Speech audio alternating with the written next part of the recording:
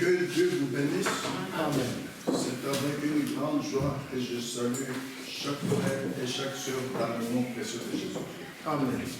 Je salue notre frère Jean-Claude Kimona, serviteur de Dieu, une belle particulière que Dieu te bénisse. Aujourd'hui, c'est l'avant-dernier dimanche de cette année 2023. Le dimanche prochain, c'est le tout dernier dimanche de l'an 2023. Aujourd'hui, nous aurons un service un peu particulier. Nous aurons deux services consécutifs. D'abord la prédication de la parole de Dieu, et puis nous passerons à la table du Seigneur pour manger le pain et boire le vin. Évidemment, la prédication ne sera pas comme la prédication du dimanche, ce sera une prédication comme en semaine de 45 minutes. Alors après, nous passerons à la table du Seigneur. Que Dieu vous bénisse. Amen. Je vous invite à vous lever.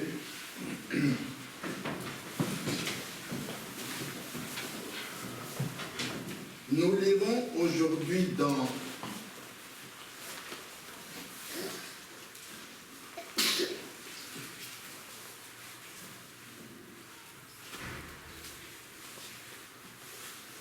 Acte 2, versets 38 et 39, et puis Acte 19, verset 2.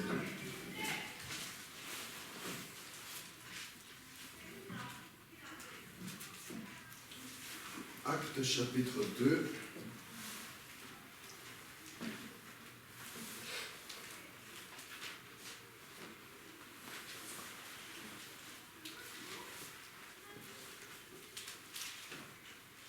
nous pouvons lire tous ensemble. C'est un passage biblique que vous connaissez très bien et que chacun de nous a expérimenté. Vous y êtes? Lisons. Pierre leur dit, repentez-vous et que chacun de vous soit baptisé au nom de Jésus-Christ pour le pardon de vos péchés et vous recevrez le don du Saint-Esprit. Car la promesse est pour vous, pour vos enfants et pour tous ceux qui sont au loin, en aussi grand nombre que le Seigneur notre Dieu les appellera. Amen. Amen. Maintenant, nous prenons Acte 19, verset 2. Nous allons encore lire tous ensemble.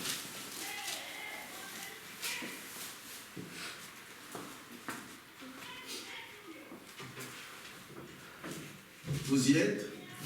Allons-y. Avez-vous reçu le Saint-Esprit quand vous avez cru? Ils lui répondirent, nous n'avons même entendu dire qu'il y ait un Saint-Esprit. Amen. Amen. Là, j'aimerais tout de suite corriger la manière d'écrire de Louis II. Nous allons relire d'après Darby. Il est plus proche de la pensée de Dieu. Vous allez répéter après moi. Avez-vous reçu l'Esprit Saint après avoir cru? Avez-vous reçu l'Esprit Saint après avoir cru? Il lui dit, mais nous n'avons même pas ouï dire si l'Esprit Saint est. Nous n'avons même pas ouï dire si l'Esprit Saint est.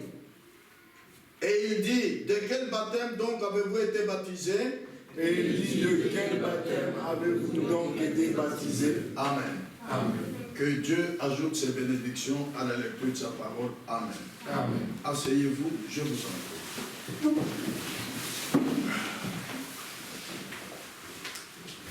Je vais vous parler aujourd'hui de l'évidence du baptême du Saint-Esprit.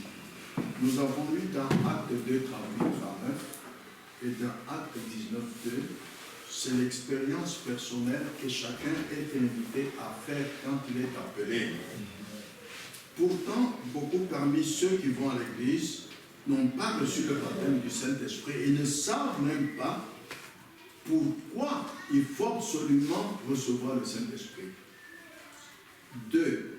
Ils ne savent même pas pourquoi le Saint-Esprit a été donné. Et 3. Ils ne savent pas qu'est-ce que le Saint-Esprit, quelle est l'évidence du baptême du Saint-Esprit, qu'est-ce qui peut le convaincre dans sa vie qu'il a le baptême du Saint-Esprit, oui ou non. Pourtant, nous savons que Dieu est la parole. C'est ce que la Bible dit dans Jean 1:1. Au commencement était la parole était avec Dieu, la parole était Dieu. Et Dieu vit dans sa parole. Car dans Jean 1:4, mon frère Jean-Marie, tu peux lire, comme ça tu travailles un peu avec moi. Dans Jean chapitre 1, verset 4, qui dit la Bible. En elle était la vie, et la vie était la lumière des hommes. En elle, dans la parole, et la parole qui est Dieu, c'est dans elle qu'il y a la vie. C'est en Dieu qu'il y a la vie. Amen. Amen. Ah. Nous savons que Dieu vit dans sa parole. Et nous savons aussi que la parole de Dieu dit que la foi vient de ce qu'on entend, et ce qu'on entend vient de la parole de Christ. C'est en Romains 10, verset 17. C'est par la foi que vous êtes sauvés, par le moyen de la foi. Et pas par quoi que ce soit. Non, par la foi. Mais qu'est-ce que la foi? La foi, c'est le don de Dieu. Ce n'est pas quelque chose qui vient de vous, c'est quelque chose qui vient de Dieu. Amen. Amen. Écoutez maintenant ceci. Jésus a dit dans Jean 5, verset 24, mon frère Jean-Marie, dans Jean chapitre 5, verset 24, En vérité, je vous l'ai dit, celui qui écoute ma parole et qui croit à celui qui m'a envoyé a la vie éternelle et ne vient point en jugement, mais il est passé de la mort à la vie. Amen. Jésus dit, celui qui entend ma parole et croit en celui qui m'a envoyé a la vie éternelle.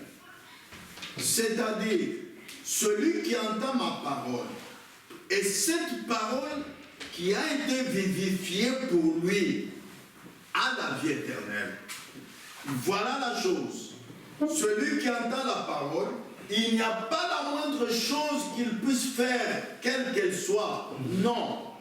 C'est l'Esprit qui vivifie. Nous lisons cela dans Jean chapitre 6, verset 63, mon frère Jean-Marie. C'est l'Esprit qui vivifie, la chair ne sert de rien, les paroles que je vous ai dites sont esprit et vie. Oui, nous avons vu que dans la parole, il y a la vie. Et la parole est Dieu. Donc vous pouvez quand même parler, toucher Dieu pour montrer la parole qu'il y a dans la vie.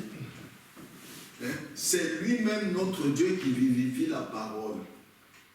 Et nous voyons l'exemple dans la vie de notre Seigneur Jésus, le Fils de Dieu.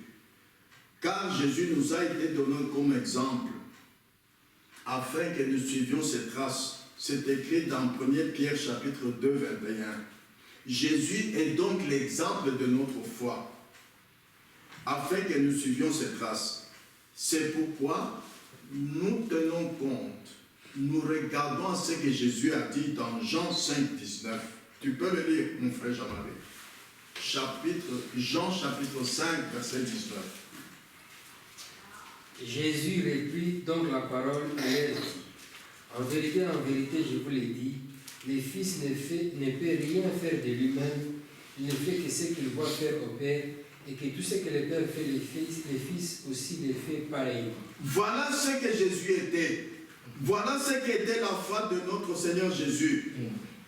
Est-ce que vous avez découvert qui il était? Il était le grand Jéhovah, Dieu fait ses chairs.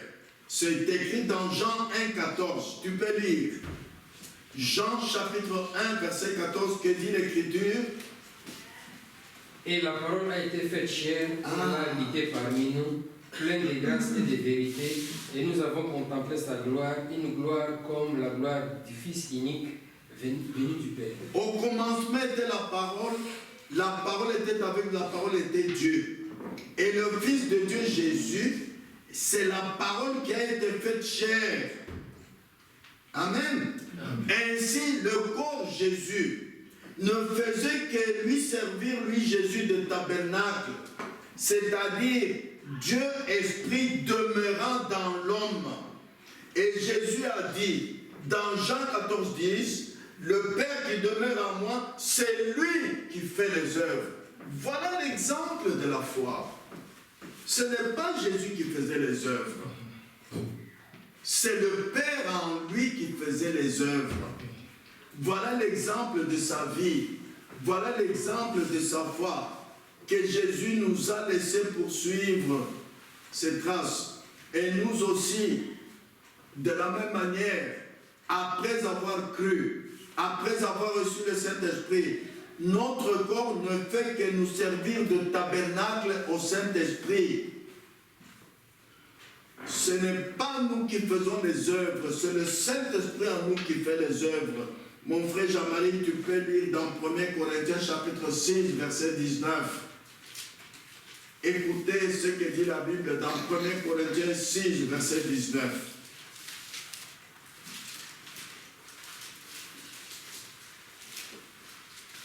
Ne savez-vous pas que votre corps est le temple du Saint-Esprit qui est en vous? Vous avez reçu de Dieu, et que vous ne vous appartenez point à vous-même. Amen. Mais quand vous lisez cette écriture, vous vous réjouissez en disant, oui, le Saint-Esprit qui est en moi, mon corps c'est son tabernacle. Mais quelle est ta vie? Tu n'as plus rien à faire dans ce corps. Parce que Jésus nous est donné comme exemple. Quand lui aussi, son corps n'était que le tabernacle du grand Jéhovah qui habitait en lui, il a dit en Jean 5, 19, le Fils ne fait rien de lui-même, il ne fait que ce qu'il voit faire au Père. De même vous, quand vous lisez que votre corps est le temple du Saint-Esprit qui habite en vous, vous devez vivre comme Jésus en disant, alors, moi je ne fais rien avec ce corps-ci. C'est le Saint-Esprit qui habite en moi qui fait les œuvres. C'est le Saint-Esprit qui habite en moi qui me conduit. Ainsi, comme notre Seigneur Jésus-Christ, nous ne pouvons rien faire par nous-mêmes, rien par notre corps. Nous ne faisons que ce que le Saint-Esprit en nous fait. Et c'est le Saint-Esprit en nous qui fait les œuvres. De sorte que, nous ne puissions jamais glorifier l'homme lorsque ses œuvres puissantes sont manifestées. Non. 2. Sans le Saint-Esprit en nous, nous ne pouvons rien faire. Jésus l'a dit dans Jean 15, verset 5. Sans moi, vous ne pouvez rien faire. Amen.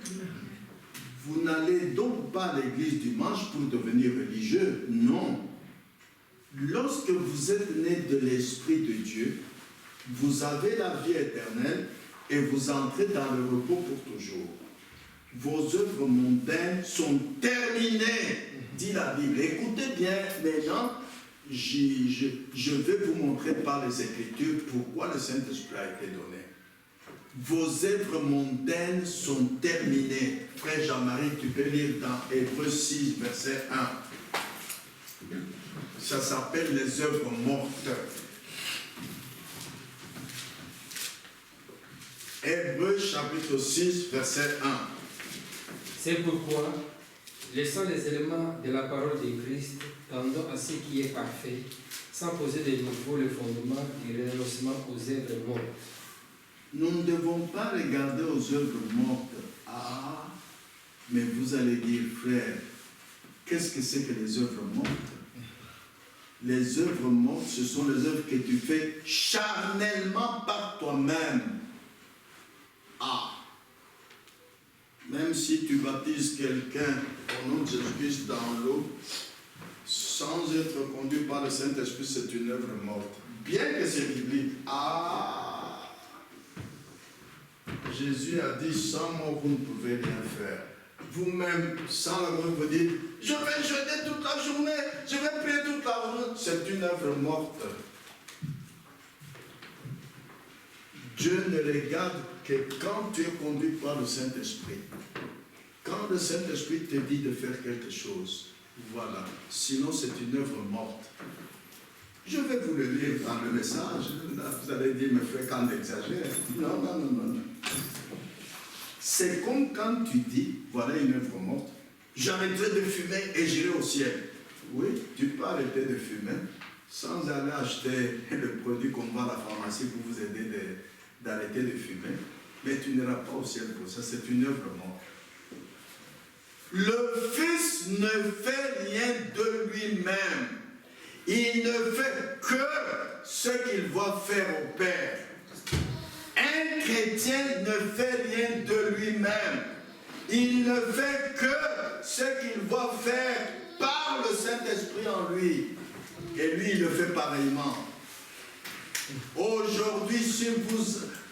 Hébreux 3, 7, 8 dit, comme dit le Saint-Esprit, aujourd'hui, si vous entendez sa voix, voilà les œuvres que Dieu compte.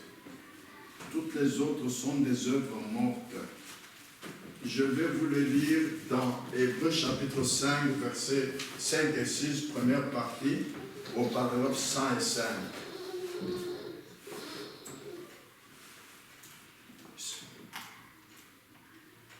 Paul a dit, mettons toutes ces choses de côté maintenant. Cela est très bien, mais nous ferons cela. Nous baptiserons les gens et nous leur imposerons les mains pour leur guérison, ainsi de suite. Nous pourrions prendre chacune de ces choses, verset par verset. Le baptême, nous y croyons. Il y a une seule espérance, un seul Seigneur, une seule foi, un seul baptême. Nous croyons qu'il y a un baptême. Nous croyons à la résurrection des morts, absolument. Nous croyons que Jésus est mort et ressuscité. Nous croyons cela. L'imposition des mains aux malades. Voilà ce qui est dit. Voici les signes qui accompagnent ceux qui auront cru. S'ils imposent les mains aux les malades seront guéris. Nous croyons cela. Mais qu'est-ce que cela? Paul a dit, tout cela, ce sont des œuvres mortes. Oh là là! Je vous invite à lire ça. Ça peut peut-être vous choquer, mais c'est conforme à la Bible. Le Fils ne fait rien de lui-même. Un chrétien ne fait rien de lui-même. Tant que vous faites quelque chose de vous-même, bien que ce soit très bien, c'est une œuvre morte. Je vous donne un exemple biblique. Lorsque Corneille faisait des aumônes et il était pieux, Dieu a dit, très bien, tu vas aller au ciel. Frère Luc, Dieu lui a dit, très bien, tu vas aller au ciel. Il dit, non, va voir Pierre. Pourquoi? Pour que le Saint-Esprit entre en toi. Alléluia. Nous ne sommes pas une dénomination pour faire les œuvres de nous-mêmes et commencer à nous parler. Vous savez que moi je veille chaque samedi soir, je veille en prière. Hein? Vous savez que chaque lundi je jeûne. Ah, mais est-ce que tu le fais de toi-même ou bien est-ce que c'est le Saint-Esprit qui te conduit à le faire? Voilà le problème. Tout cela sont des œuvres mortes. C'est quelque chose que vous faites. Maintenant, tendons vers la perfection. Voilà pourquoi j'aime que Dieu aide chacun de nous à comprendre pourquoi Dieu a donné le Saint-Esprit. Pourquoi l'apôtre Paul a dit, avez-vous reçu le Saint-Esprit après avoir cru? Il leur a rappelé à cette église-là, comme moi je vous rappelle aujourd'hui au nom de Jésus-Christ, regardez vraiment si vous avez reçu le Saint-Esprit après avoir cru. Amen. Ah, pourtant, même si vous imposez les mains aux malades, les malades sont guéris. En suivant exactement ce que l'Écriture dit. Si ce n'est pas le Saint-Esprit qui vous conduit, c'est vous-même qui le faites. Mais je veux vous montrer que vous n'arriverez jamais à faire la volonté de Dieu, comme nous prions en disant que ta volonté soit faite, de vous-même, si le Saint-Esprit ne vous y conduit pas. Parce que ce qui est exigé de nous par Dieu, aucun homme ne peut pas le faire de lui-même. Non. Et ce que Dieu exige de nous, c'est quoi? C'est d'être parfait. Ah, qui peut faire des efforts, jeûner au point de devenir parfait? Qui lève la main? Qui peut faire ça? Moi, je ne peux pas y arriver, hein, à être parfait. Ah, je vais vous lire dans la Bible, Psaume 51, 7, dit que je suis né dans le péché. Même un bébé qui naît aujourd'hui, il naît une minute après, il meurt. Il n'allait pas dire qu'il va à l'enlèvement, parce qu'il n'a jamais vu des films pronos il n'a jamais parlé du mal, il n'a jamais menti. Non, il est né dans le péché. Voilà ce que l'on oublie. Regardez même comment tu es venu sur la terre. Comment tes parents sont venus sur la terre. C'est ce que nous allons découvrir maintenant. Ce que Dieu exige de nous, c'est d'être parfait. Mon frère Jean-Marie, tu peux lire en Matthieu 5, verset 48. Et aucun homme ne peut arriver à le faire de lui-même. Il faut être conduit par le Saint-Esprit pour être parfait. Voilà pourquoi le Saint-Esprit nous a été donné. Vas-y. Soyez donc parfaits, comme votre Père Céleste est parfait. Ah. Maintenant, lis 1 Corinthiens chapitre 13, verset 10. 1 Corinthiens chapitre 13, au verset 10. Mais, quand ce qui est parfait sera venu, ce qui est partiel disparaîtra. Ah. Ce qui est parfait sera venu, ça viendra comment? Tu peux lire, mon frère Jean-Marie, dans Colossiens 1, verset 28. Colossiens 1, verset 28. Celui que nous annonçons, exhortant tout homme et instruisant tout homme à toute sagesse, afin de présenter à Dieu tout homme devenu parfait en Christ. Alléluia! Devenu parfait dans l'église? Non. Devenu parfait parce que vous veillez en prière? Non. Devenu parfait parce que vous jeûnez? Ce sont des œuvres mortes que vous faites par vous-même. Devenu parfait en Christ. Amen. Parce que quand le Saint-Esprit est en toi, c'est une partie de la divinité en toi. C'est Christ. C'est Christ qui est en toi et parfait. Ah! Et si maintenant tu lui obéis, il te rendra à la perfection. Voilà le seul moyen. Alléluia! Voilà pourquoi il nous faut avoir le baptême du Saint-Esprit. Dieu exige que nous soyons parfaits comme lui-même est parfait. De par toi-même, de par n'importe quelle église, n'importe quel moyen terrestre, tu n'y arriveras pas. Il faut Christ en toi. Amen. Et Christ en toi est parfait. Écoutez ce que nous lisons dans le message, ce que le Saint-Esprit a dit dans notre temps, par Frère Branham. Toujours dans Hébreux chapitre 5 et 6, première partie, paragraphe 72, il dit ceci. Qui donc peut dire que ceci est saint et que cela est saint? Il n'y a qu'un seul qui est saint, c'est Jésus-Christ, le Fils du Dieu vivant, qui a été rendu parfait. Et ce qui est exigé de nous, c'est d'être parfait. Alors, comment allons-nous l'être? Essayez-le vous-même. Je n'aimerais pas essayer d'aller au ciel sur base des mérites du genre. Je suis né il y a 5 minutes et je quitte le monde à l'instant même. Je serai quand même perdu.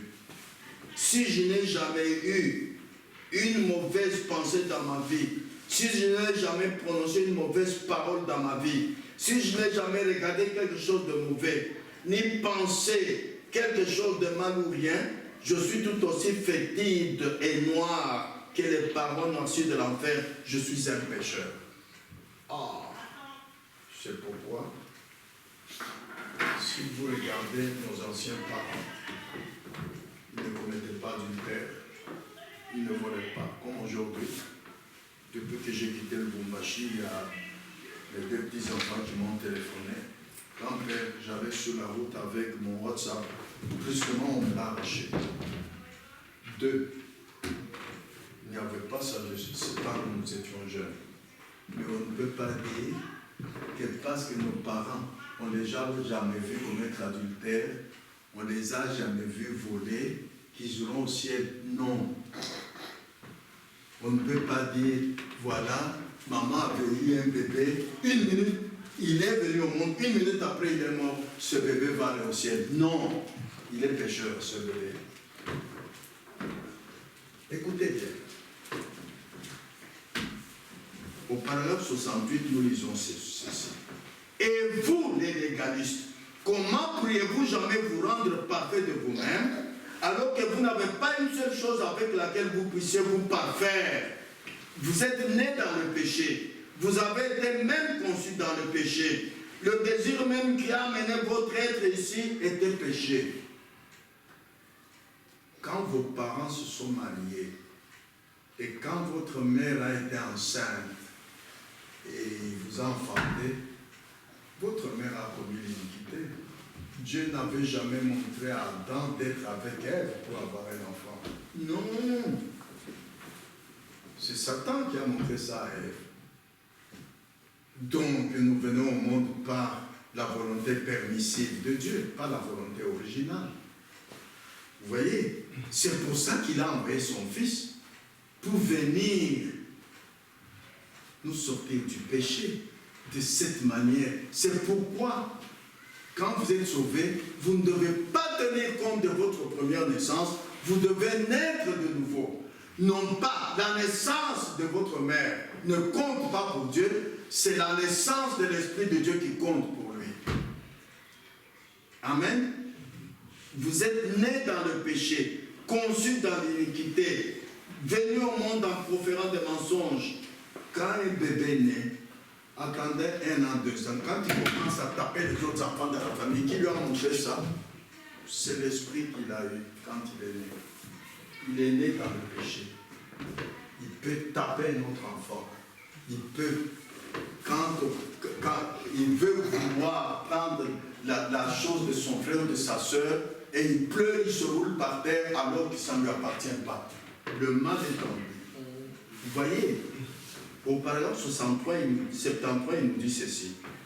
Je pourrais passer ma vie enfermé dans une chambre, comme certaines des sœurs carmélites ou autres personnes de ce genre, sans jamais voir le monde, rester à l'intérieur et prier toute ma vie, faire le bien, être né multimillionnaire et donner aux pauvres tout ce que je possède, mais je serai toujours un pécheur et j'irai en enfer. Il y a des organismes dans le monde qui ont des millions, qui nourrissent les pauvres. Vous allez dire, ah, mais ceux-là vraiment, que Dieu les bénisse, hein? Ils donnent aux pauvres. Non, tant que vous n'êtes pas conduit par le Saint-Esprit, c'est une œuvre morte. Amen. Écoutez enfin au paragraphe 77. Personne ne peut être parfait. La Bible dit, personne n'est parfait. Voilà votre contradiction, n'est-ce pas? Très bien. Vous ne pouvez être parfait par vous-même. Non. Si vous vous confiez en ce que vous avez fait, vous êtes perdu. Je répète. Si vous vous confiez en ce que vous faites, mais écoutez, mais qu'est-ce que vous me voulez? Je ne vais plus au bar, je ne vois plus, je ne fume plus, je ne cours plus derrière les filles. Les filles disent, mais je n'épouse tous les garçons. Qu'est-ce qu'on te veut? Le baptême du Saint-Esprit. Parce que toutes ces œuvres-là sont des œuvres mortes. Regardez bien dans votre école. Il y a des filles qui ne se laissent pas embrasser par les garçons, hein, mais ils n'ont pas cru. Elles ne viennent pas à l'église. Alors toi, en répétant les mêmes œuvres, vous croyez que vous êtes mieux qu'elles? Non, non, non, non, non. Tant que c'est votre corps qui fait le bien, c'est une œuvre morte. Dieu ne compte pas cela. Jésus, sa voix n'était pas ainsi. Il a dit dans Jean 5, 19, le Fils ne fait rien de lui-même. Il ne fait que ce qu'il voit faire le Père. Le Père en lui, c'est celui qui faisait les œuvres, pas Jésus. C'est la même foi que nous devons avoir.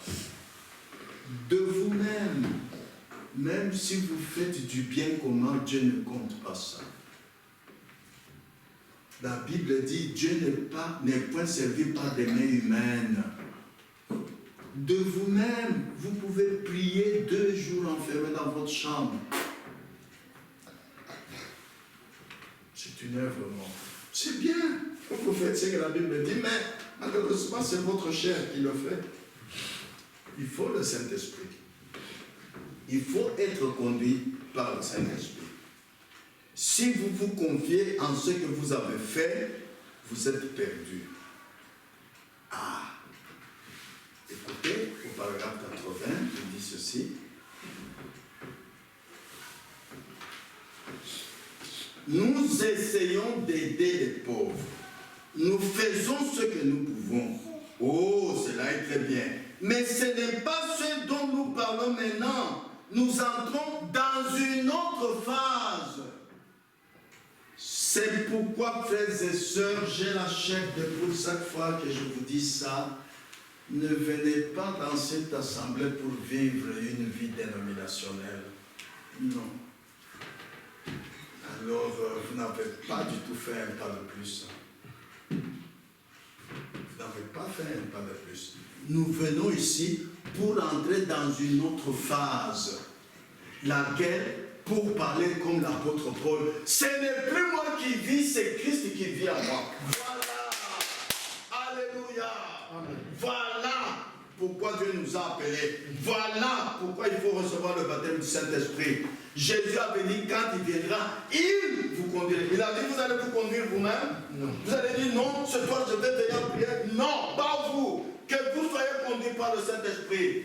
Voilà ça que beaucoup de frères et beaucoup de sœurs oublient. Alors, nous sommes dans une tendance dénominationnelle. Et Dieu ne regarde pas à cela. Alléluia. Amen. La Bible dit, laissons cela. Frère Jean-Marie a lu ça dans Hébreux 6, 1. Tendons à ce qui est parfait. Tendons vers la perfection. Cela est valable pour tout homme, toute femme qui est appelé, qui est né de l'Esprit de Dieu. Amen. Ah, frères et sœurs, tout ce que vous voyez avec vos yeux, c'est terrestre. La Bible ne le dit pas, hein, mon frère Jean-Marie. Lis un peu Hébreux 11, 1. La foi, c'est le don de Dieu. Hein. Alors, tout ce que tu vois avec les yeux, c'est terrestre. Vous ne pouvez pas exiger. Ce n'est pas Dieu qui t'a dit de faire ça. C'est ta chair qui t'a dit de faire ça. Or, la foi est une ferme assurance des choses qu'on espère, une démonstration de celles qu'on ne voit pas. Voilà. La foi, c'est une démonstration des choses que tes yeux n'ont jamais vues. Ce sont les yeux du cœur qui voient ça. C'est l'Esprit de Dieu en toi qui voit cela, pas ces yeux-ci.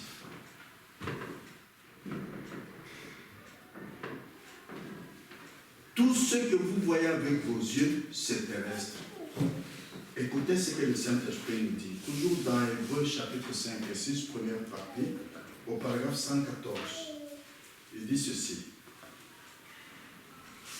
Ce sont là les œuvres mortes. Nous devons tendre vers la perfection. Les œuvres mortes, ce sont là les choses que moi j'ai faites. Un prédicateur vous a baptisé, qu'il vous ait baptisé face en avant, face en arrière, ou 3 fois, 4 fois, ou une fois, ou de quelque manière qu'il l'ait fait, cela n'a rien à voir avec la chose. Vous êtes simplement baptisé pour entrer en communion dans cette église. De toute façon, prouvant à cette église que vous croyez en la mort, l'ensevelissement et la résurrection de Christ.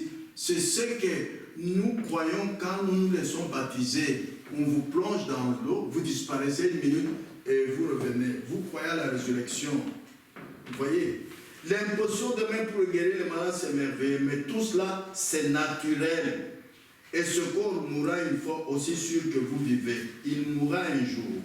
Maintenant, laissons toutes ces choses de côté et tendons vers la perfection.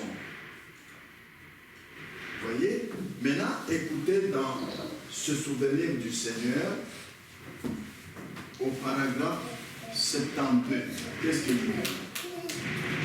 Tant que vous vous confiez dans ce que vous faites, vous vous souvenez de ce que vous avez fait, Et je suis sûr que la plupart parmi nous savent que nous n'avons rien fait. Nous ne méritons rien. Dieu exige la perfection. Ce sont les choses que vous voyez dans votre esprit par la parole. La parole est le miroir de Dieu qui reflète ce que Dieu est et ce que vous êtes. Nous lisons dans ce souvenir du Seigneur au paragraphe 74, et par les yeux de la foi, je vois ces écritures être accomplies, lesquelles, c'est en Romains, tous ceux qu'il a connus d'avance, il les a appelés. Pas vous, hein? Vous n'êtes pas appelés, pas l'Église, hein? Pas un prédicateur, oui, le Seigneur. Tous ceux qu'il a appelés, il les a justifiés. Qui les a justifiés? Dieu lui-même, hein? Pas votre Église. Hein? Votre Église ne peut pas vous justifier. Comme aujourd'hui on voit, oh mais cette Église est en erreur. Oui, mais vous vous justifiez vous-même. Laissez Dieu vous justifier. Dans Acte 2, 22, nous avions vu la fois passée comment Dieu a rendu témoignage de Jésus-Christ. Par quoi? Par des miracles, des prodiges et des signes. Dieu. Pas un homme. Écoutez la troisième chose. Et tous ceux qu'il a justifiés, il les a glorifiés. Voilà les œuvres qui ne sont pas les œuvres mortes, que Dieu lui-même fait dans votre vie. Il vous a appelé. D'abord, ceux qu'il a connus d'avant, il t'a prédestiné. Tu n'étais même pas né. Après, il t'a justifié. Il t'a sanctifié et il t'a glorifié. Voilà les œuvres que les yeux de la foi voient et attendent. J'attends que Dieu me justifie. J'attends que Dieu me sanctifie. J'attends que Dieu me glorifie. Alléluia. Alors, au milieu, il y a une ligne de sang qui montre ce que vous pouvez être si vous voulez faire votre choix. La Bible est le seul livre qui vous montre d'où vous venez, qui vous êtes, où vous êtes et où est-ce que vous allez. Et quand vous voyez ça, vous pouvez dire non, moi je ne vais pas. Ah, Dieu n'est pas dictateur et il vous laisse faire votre choix. Comment parvenons-nous à la perfection? Voilà. Je lis dans le paragraphe 115, toujours dans le Hébreux chapitre 5 et 6, première partie. Comment parvenons-nous à la perfection? C'est ce que nous voulons savoir. Christ a été rendu parfait, le seul. Dieu a fait retomber sur lui l'iniquité de nous tous. Il était blessé pour nos transgressions, brisé pour nos iniquités. Le châtiment qui nous donne la paix est tombé sur lui. Et c'est par ces médecins que nous avons été guéris. Ce n'est pas parce que toi tu imposes le mal à quelqu'un, il est guéri. Tu dis, oh, moi quand je prie pour un malade, il est toujours guéri. Dans notre église, il y a un frère qui a un don de guérison, venez. Quand il... Non, vous parlez mal. Vous parlez mal. Nous ne sommes pas guéris aujourd'hui. Nous sommes guéris quand il a été blessé à la croix. Amen. Ah. C'est comme nous ne sommes pas sauvés aujourd'hui. Nous sommes sauvés par Dieu qui est omniscient, qui nous connaissait avant même qu'il ait créé le monde. Il connaissait tous ses enfants. Amen. Ah. Écoutez la suite.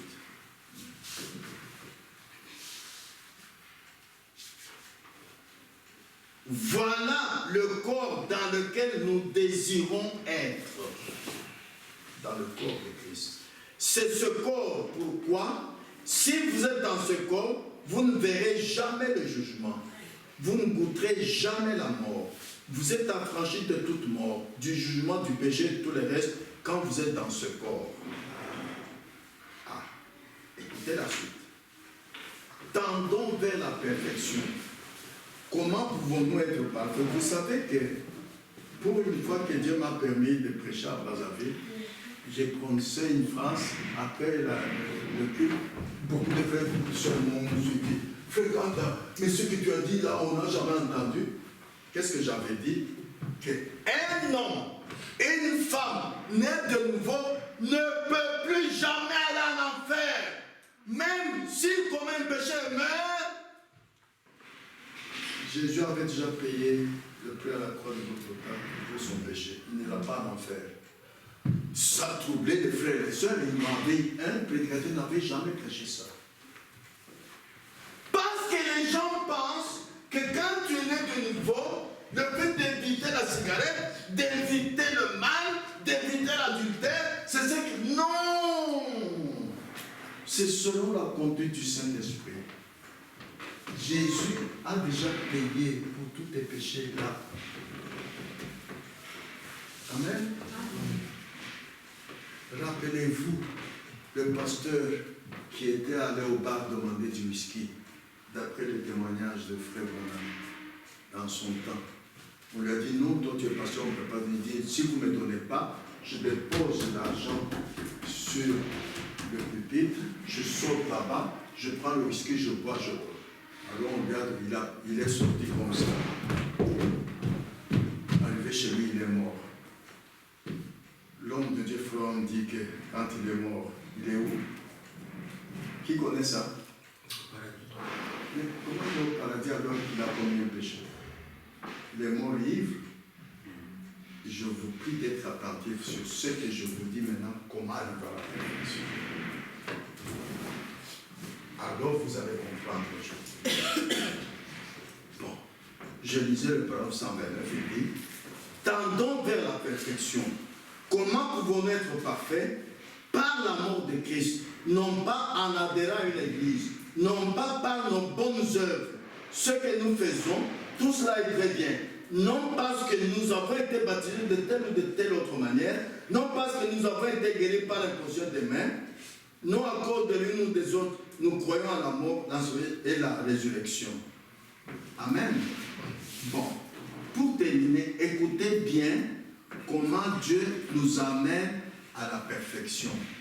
Mon frère Jean-Marie, tu peux lire Hébreux 13, verset 10.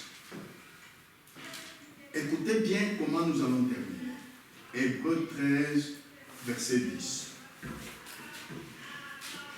Nous avons un autel dont ceux qui font le service au tabernacle n'ont pas le pouvoir de manger. Ça s'arrête là.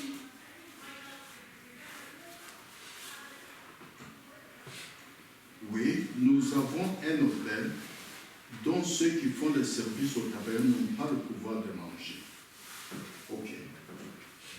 Bon, maintenant écoutez ce qu'il nous dit, ce que le Saint-Esprit nous dit dans le message, au paragraphe 103. Nous voulons maintenant que Dieu nous aide à comprendre comment est-ce que nous pouvons arriver à la perfection. Il dit ceci. Si vous adhérez à l'église des Nazaréens, cela ne vous rendra jamais parfait. Si vous adhérez à l'église baptiste, pentecôtiste ou quoi que ce soit, cela ne vous rendra jamais parfait. Vous pouvez être un homme bon ou loyal, cela ne vous rendra jamais parfait. Vous ne pouvez rien mériter. Il n'y a rien que vous puissiez mériter, vous êtes perdu. Maintenant, nous prenons le paragraphe 118. Il dit ceci. Par le baptême du Saint-Esprit, nous avons été baptisés dans ce corps et nous sommes libres du péché. Dieu ne vous voit plus, vous. Il voit uniquement Christ. Et quand vous êtes dans ce corps, Dieu ne peut pas juger ce corps. Il l'avait déjà jugé. Il a pris notre jugement et nous a invités à y entrer. Et par la foi, par grâce, nous avançons et nous acceptons notre pardon. Et le Saint-Esprit nous fait entrer dans cette communion avec lui. Alors nous ne marchons plus selon les choses du monde, mais nous marchons dans l'Esprit, selon l'Esprit. Amen. Donc, quand nous sommes baptisés du Saint-Esprit, même quand vous faites des erreurs, rappelez-vous que Jésus avait dit que quand le Consolateur, il vous conduira dans toute la vérité, il convaincra le monde du péché. Vous ne vous conduisez pas vous-même. Quand vous trébuchez, vous transgressez la parole, même votre cœur vous exhorte la nuit. Le Saint-Esprit vous dit, tu as mal fait, va te repentir. Maintenant, ça dépend de toi. Si réellement tu es baptisé du Saint-Esprit, tu vas immédiatement te repentir. Rappelez-vous l'homme de Dieu, Frère Branham, quand il avait menti au téléphone, et un autre coup de téléphone retentit chez lui, on l'appelle pour aller prier pour un malade, il se met en route. Le Saint-Esprit lui a dit, hypocrite, Dieu n'est pas avec toi. Rentre d'abord. Ce n'est pas lui qui a dit, non, j'ai menti au téléphone, je m'en vais me... Non, c'est le Saint-Esprit qui l'a conduit. Quand quelqu'un est baptisé du Saint-Esprit et qui fait ce qui est mal, il ne va pas dormir sans que le Saint-Esprit lui rappelle que tu as fait ce qui est mal, arrange ça. Frère Branham est rentré, arrangé. Vous voyez pourquoi le Saint-Esprit a été donné. C'est pour vous conduire à la perfection. Il ne vous laissera jamais faire ce qui est mal et vous dormez aujourd'hui 2 jours, 3 jours sans vous repentir. Non! Il vous parlera pour aller arranger cela par la repentance. Voyez, maintenant, écoutez également ce qu'il nous dit au paragraphe 128. Ça va être plus clair. À moins que Christ n'ait ouvert la porte et rendu la chose vivante à votre cœur, et que vous atteigniez un point où le